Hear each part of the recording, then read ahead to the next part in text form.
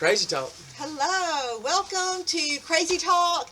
He said, she said, from Captain Steubing and my sidekick, Charlie Cobble. Captain, como se dice? Do you know who Captain Steubing is? I'm going to pretend like I do. I'm Charlie Cobble, and I am soy marinero. Ella es capitan. The Love Boat, Captain Steubing. Well, I do know a thing or two about the Love Boat. Captain, off of the Riot Act album and Pro Jam. Where Boom Gasper really hits the organ. Alright, so this is when our age difference starts to make a... we start to see that. How did I know you were going to talk about age? Tell them about what they get if they can endure like maybe 10 more minutes of this. The new thing, Crazy Talk, is going to, in crazy spirits, introduce to each and every episode that we are lucky enough to survive to record. We are giving away some wonderful prizes for any of you who like and leave a comment on our YouTube page and share this video on your social media page. I'll show you the different... Really any activity that we can see, particularly the comment toward the end to show that y'all have stuck with us, and at the end, what did you say we're going to do? We're going to give them something hot at the end. We've got... Now, there was something else, too. Oh. It was not Crazy Talk Confessional. Oh, we're going to give a truth or dare. Yeah, we're going to give you some information that is going to really spill the teacup. Yeah.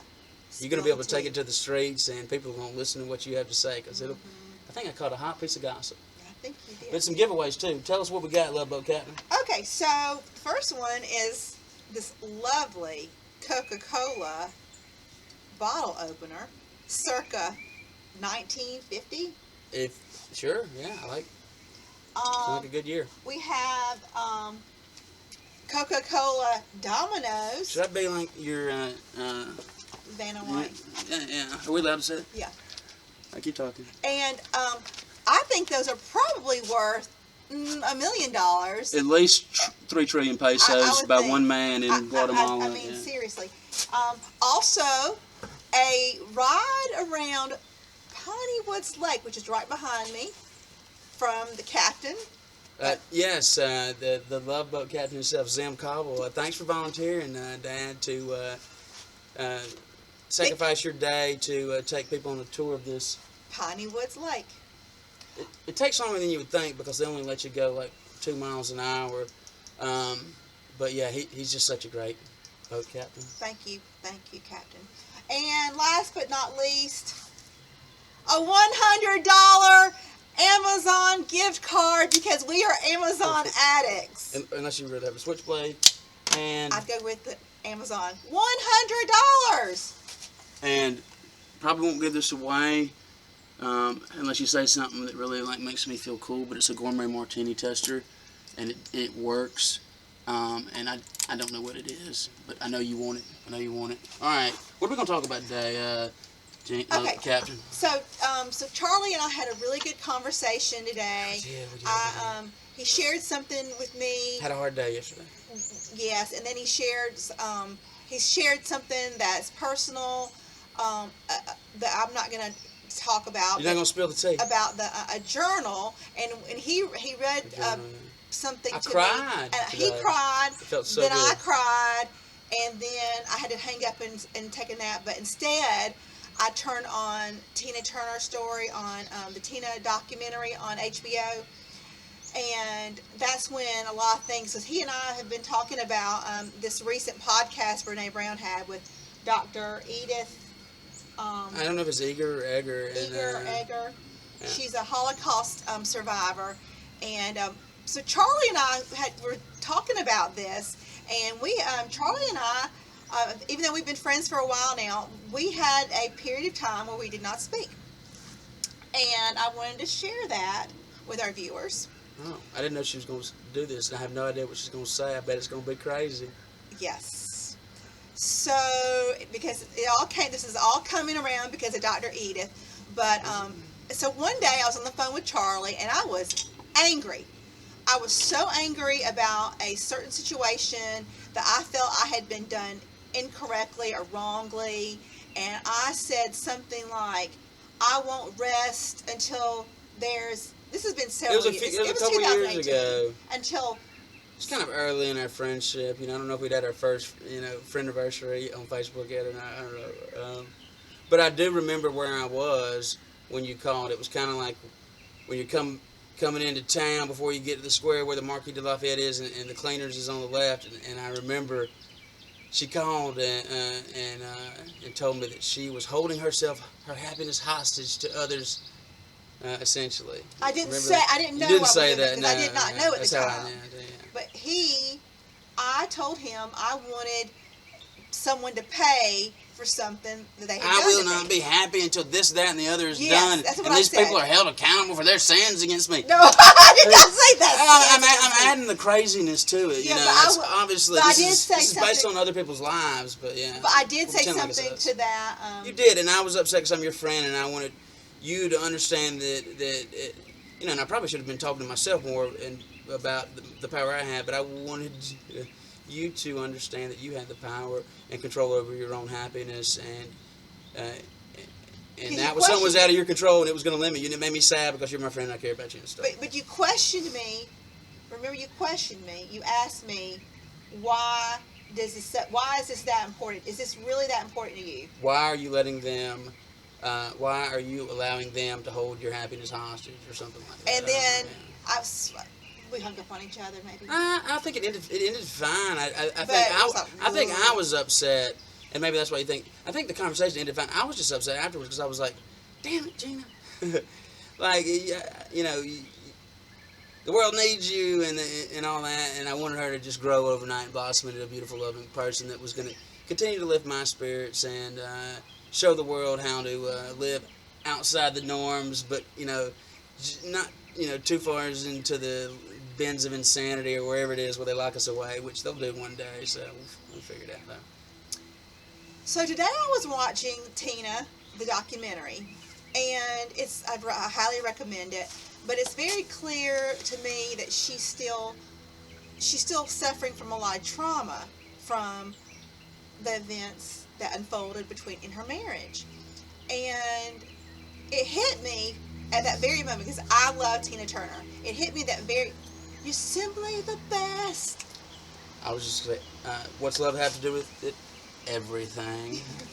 And I realized that she was being held hostage by her, I don't know if I'd say anger, maybe victim, even though I don't think she sees herself as a victim. But I know that I certainly have seen myself as a victim before. It's easy. I mean, it's easy in this world to I think I have too. Yeah, I think a lot of people have. It's easy to connect with the victim. And it's unhealthy. You don't want to connect with the what's the opposite of a victim? The Survivor? abuser. Yeah. Oh, okay.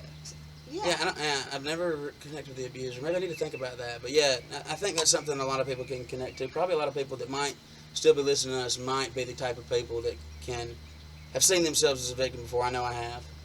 Mm-hmm. And I have and it's not just being a victim, but maybe being hurt or experience a loss, a disappointment. Someone else did this to me. Mm-hmm. It's not fair. Life's not fair. How dare you do this to me and make me feel this way? Like they have all the control over our emotions. And that's when I realized that's being held hostage. You're being held hostage. And when I saw it, I don't know what it was. When I saw it like that, even though I've been working on this, my therapist and I've been working on this for a long time. I've come a long way. But a lot of mistakes. Lots. But I thought, and again, Jan Tolbert did one of my favorite sermons on grace. I will never forget that sermon for all of my life. Love you, Jan. Everyone deserves grace. Best one. Well, last week was really good too. And Charlie and I just had a long discussion. I remember a conversation that I had with her once that I shared. Something I learned from that I shared. I've taken to become a better parent and shared with a friend of mine last night. So yeah, we love you. Thank you. Thank you, Jan. Anyway, so when I started thinking of it, then we listened to Dr. Edith. I've listened to it like 5 times now. I asked Charlie to listen to it yesterday. I didn't listen to something you did, but I did learn more about her, and I listened to the first part of her TED Talk. So she was a Holocaust survivor, and she goes through um, surviving Auschwitz, and she talks about surviving and being a survivor and never being Speaking a of Jan victim. Tolbert. It's speaking of Jan Tolbert, survivor. Um, but that she used everything. So everything. She just turned into a positive, and I thought, what a better world this would be if we did take. I'm really good at turning my failures into positives, but now turning my disappointments into positives. I know we've talked about green lights before. We've talked about. Um, Red lights we'll talk about one day. Red flags, no, yeah, never mind, yeah. yeah. Maybe we'll put that on the boat, yeah. We talked about green lights and all that, yeah. Um, but Dr. Eggers, a Holocaust survivor, I think you and I talked about Dr. Gabriel Mate, who was Hungarian and was also a survivor. And I think Dr. Eggers, the part I listened to, it sounds like she felt like, not that she did, but she felt at some point like there was some action she took early on in being taken to those places that I don't even know how to speak about in a sensitive enough manner, but where she felt like she did something that led to her mother being killed or whatever. I mean, that was a guilt I think that she was trying to say that she had to like figure out for the rest of her life. Like she said yes, that's my mom or something, and so then they went. I don't know what it was, but what it was guilt that she had that I don't think I would have a hard time really understanding or imagining. Yeah, cool lady. But she Inspirational. talks again about Thanks, not Lou. living with guilt, not living with shame, and about forgiving, and about not holding yourself a victim or holding yourself a hostage anymore, and to release yourself. And it was a good it was a good day because Charlie and I then took our conversation to the dock today, where we solved all the world's problems in Yeah, that's about right. an hour, and now the world will be happily ever after. But also anger. She talked about anger and how letting go of anger is just another fear. Anger comes from fear, and she explained that And frustration. because of this, that can also hold you hostage as well. You know, I think our very first episode we talked about what is vulnerability, and I said fear because sometimes you're afraid to share things about yourself because you're afraid that someone will hold this against you later. You're not sure it takes trust and honesty for real vulnerability to occur. And faith in a loving presence that knows more than we do, and has the capacity for love that I can only imagine. Ever since she brought up the survivor, I think it's Dr. Eggers. I don't know if it's. I apologize if I mispronounced her name, but just an amazing, inspirational lady. I'm so glad you connected with her too. But ever since she brought that up, my head, I've been pretending like I've been more present, but I've been thinking about Mamie Till Mobley, the mother of Emmett Till, and how she lived her life after she lost her only son, her only. I want to say the word begotten son right now, but I don't really know what the word begotten was, and I don't want to be sacrilegious. But like she lost her only son, in a way that we all know was just good. But to me, she's just such one of the most inspirational. When I get sad and like or frustrated, I think about her, and if she could do it, and if she could make the prayer to not spend one moment looking back in hate, and if she could forgive the men that did the things to her, the love of her life, something you and I could both understand in terms of that love, but not the loss associated with it, and her vulnerability, her courage, and what it led to when she demanded that casket be open and that the world see what had been done, because she knew the world wouldn't be okay with it. I think that's the only conclusion, and she believed. She had to have believed in the good, overall good, and love and humanity over the bad, because wanting the world to see what happened to her son would She lead to a said, positive change. she said, let them see what they've done to my son. Let the world see. That's what she said. And I believe that's consistent with her believing that ultimately, with all the hate and ugliness in the world, it was ultimately a good thing. If they saw it would lead to a good thing. What to not spend one moment in hate? It just that's awesome, man. I just love her. We talk about Emmett Till a lot, or you hear Emmett Till a lot. Well, Mamie Till Mumley, his mom is to me just such a heroine. this is very strange because I've not talked about this to a degree, but my very first Dave Chappelle show. I was just thinking about him and what he said about And him. he ends the show. It's a very. I think Dave Chappelle is a genius. You know how I feel about Dave Chappelle. He's absolute genius. Absolute genius. Artist, highest level genius. Highest level, best storyteller. And you're allowed to disagree. That might be the least crazy talk we've ever had, though. I think he is just absolute brilliant. Just genius level. Almost on Eckhart Tolle's level. I know. I bet they're friends. But anyway, he ended one of his first when he did his comeback with an Emmett Till story. It was really the way he can circle how the he story. talked about it within a comedy routine is something that, like, How you do know do he's that? a special human. Yeah. And also just the way that he, I don't know, his non-funny, I saw a video recently, it was a non-funny thing. I think he won, too. He's a great example later, and he's a vulnerable person because he was like, he couldn't even watch his shows on Comedy HBO, Central, wherever it yeah. was, they were replaying them because, oh, by the way, Gina, I need to get you to sign a contract where I can have your image, likeness, and everything into perpetuities forever in the universe and all that. But because that's what they had on Dave Chappelle. And he said, I think he called him up or something. I don't want to tell the story wrong, but pretty much he said, it didn't make me feel good, and I let him know. And I'll tell you why. He said, why I F with Netflix, because they were doing it too. They were streaming it too. And I called Netflix up, and Netflix is probably not altruistic or whatever, but they've been doing something right for a long time, and it made him feel better. But he said, that don't make me feel good that you're doing that, and it upsets me. And they said, okay, we'll stop doing it. And I'm, the rational, non-crazy economist in me says, yeah, that was a brilliant move by Netflix. But you know what? How crazy is that to call him and say, hey, you're hurting my feelings when you're playing that? How vulnerable. And he took control, and now he's creating, new content that is just such wonderful art for us to enjoy. Well, what happened... And vulnerability and just to its core, the comedy stuff. Oh, yeah, absolutely. I think that's why I love him so much. But to come back around, they took it off the show. They took it off immediately.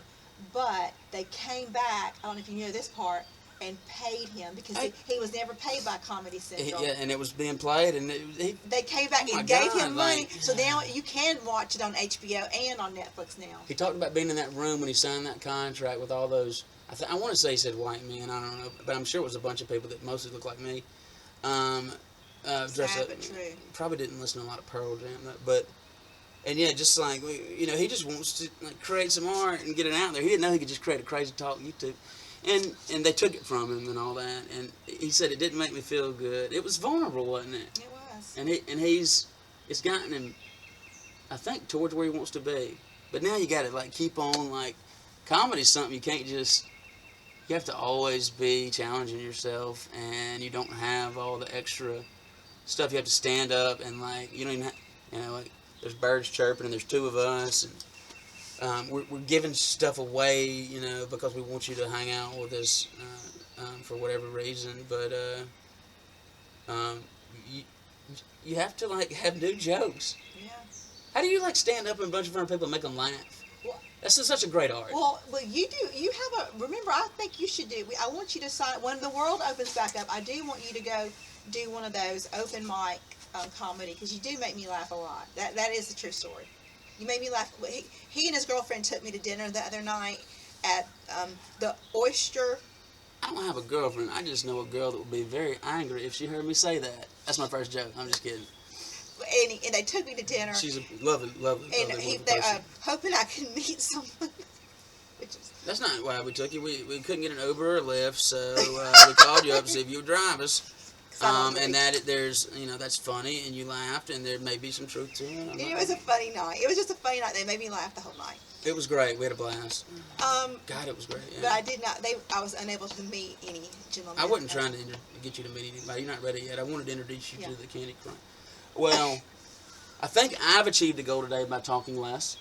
Well, and I wanted to say one more thing. One more thing I want to say is that, and this is the most important thing I got out of today with you. I have nothing to prove to anyone, and neither do you. And stop trying to prove yourself. Crazy Talk Confessional. This is what we promised. I don't remember right now what it's going to be, but we've got to spill some tea. we'll just play like a round of truth or dare because I can't think of anything else. Okay. You can do me. Okay. And this is going to be, take this to the streets. This is going to be some gossip that LaGrange needs in order to survive, right? Okay. Just in case it rains too much and Gina can't get out there, we can put her selfies up from walking up and down the street. Don't make that face.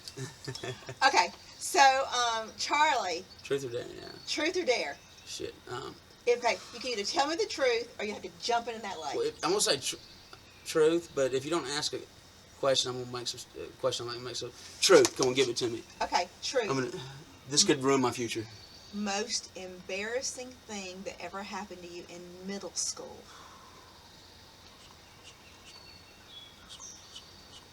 Okay, I'm going back to middle school, and I think I blocked a lot of it out because it's so tragic. Middle school sucked, right? It's PTSD for everybody. I think, okay, this is Middle school probably the sucks for truth. everyone. This It is sucks probably for the everyone. truth. This is probably the truth, and I probably shouldn't say it. Probably want to upload this to YouTube, but it's the truthful answer, and we'll see where it goes.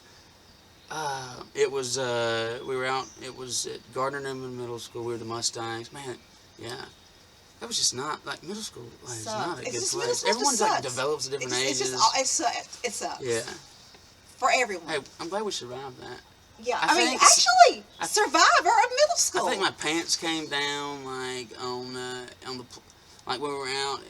Like, it was just when you're, like, trying to, like, talk to girls in a way that, like, and you have no idea, like, you like girls, but you're still, like, pretending like you don't. And, like, I think my pants came down. I don't know if anything was exposed, but, like, there was a level of embarrassment and shame because I feel like I was, you know, I don't know if I was a late bloomer, but I feel like if I was exposed, it wasn't like something that I felt like was going to lead to a great successful future of conquest and dominance over the female race and having all the beautiful bounties of female adoration. You know, yeah. Did anyone even see you? I guess I don't know. Where were you? I think they may have, but you know, and I'm sure it was way worse in my head. But, I mean, you're so, like, what the hell is going on at that age? And I don't know if I had, I don't even know how developed I was. And I feel like you really should not have asked that question. And I was also scared all through 6th, 7th, 8th grade that I had a booger in my nose. Real talk. Yeah, I Crazy really did. I did that a lot. And it was like, because if someone saw a booger in my nose, Gina, that would have been bad. I wouldn't be here today, right? I would have died. But I know one person farted in 6th or 7th grade, and I hope, and I don't know how she survived. No, it was a very attractive girl that today I still pray for her and want her to know that I know that I have farted before too, and I'm sorry that happened to you, and I'm sorry that I laughed. And that was the worst thing that could happen. And it was the worst time, and I probably shouldn't be sharing that, but you didn't say her name. No, but everybody knows who it was. They don't. I can still hear Anderson Yates' laughter. Oh, You're an asshole. Just kidding, man. I love you.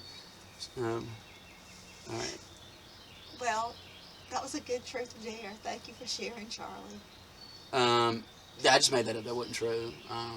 Yeah. But yeah, I don't know what they were doing letting us be unsupervised out there on the thing, but I think that happened. I feel like it's a pretty significant memory, yeah. Why couldn't I just said I peed my pants or something or crap myself? That would have been, well, I guess. I did, in 6th grade, I'm going to end it right here, but I'll say this, and this will create a different memory, and you need to, let's throw the hat off or whatever.